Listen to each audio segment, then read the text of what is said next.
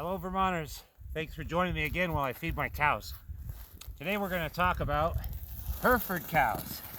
We're also going to talk about people who say all kinds of lies about cows and they don't know anything about cows, like Alexandria Ocasio-Cortez and these horrible cow defamers and their cowspiracies. But a cow will use or drink, a dairy cow, up to 40 gallons of water a day, they say. A Holstein putting out 100 pounds of milk, that'll do it. These are Hereford, so these are beef animals, and they don't drink as much water.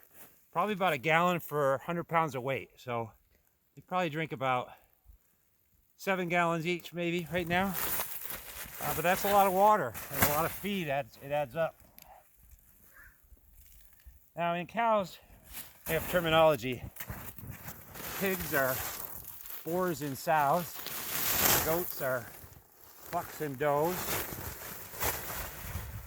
And sheep are rams and ewes. Cows are bulls and cows. So are moose. Now, but there are other things about this. So these are heifers with a bull. And a heifer is a cow that's never had a calf. You might hear something called a first calf heifer, which is the same as a bred heifer, because that's what distinguishes a heifer. She's never had a calf before. They're more valuable because they have a longer productive life in front of them. Another term when a cow is going to freshen or give birth is called springing. A springing cow or a springer. She's more valuable because if you're milking her, she's going to give you milk pretty soon. Another thing is called a free martin. Free martin is a twin calf that was male or that was female with a male twin.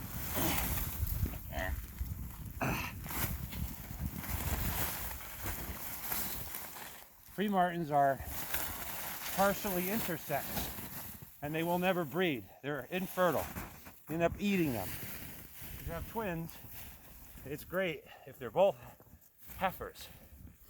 Whoops, got tangled. Now where the lies come in is when people say cows are so destructive. I read something that it takes 1,800 gallons of water to make a pound of burger. Really? It's not one size fits all. We got so much water in Vermont. We don't have any much. We got a little extra. They do urinate it back. They do create topsoil. But when you're in a feedlot out west, you got to pump water out of the ground, even to water your fields. Now that's a problem. So not all cows are fed equally. The other thing about Herefords that I would share, because I actually researched this for you, as I said, they were from Herefordshire, England. They were originally bred also to be draft animals, which probably explains why they're so docile. They were first brought to this country in 1817 by Henry Clay, founder of the Republican Party. 1840, a farm in Albany, New York, became the first breeder in America. Within a short time, these cows are all over New England. They're now over 50 million, they reckon, registered worldwide. If you breed one with an Angus, you'll get a white face. You'll see them around the fields. They're black with a white face, and that's because of the dominant traits of these white faces. She's not so typical with her brown eyes. So these are happy cows. These cows can forage and live off grass only. They can live in places where a few other animals can. Deserts, Finland, winter, Alberta, Canada, they're all over the world.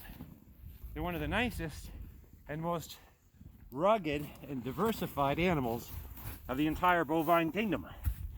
I don't even know why I like them so much, huh, girls? Thanks for joining me, feeding my cows.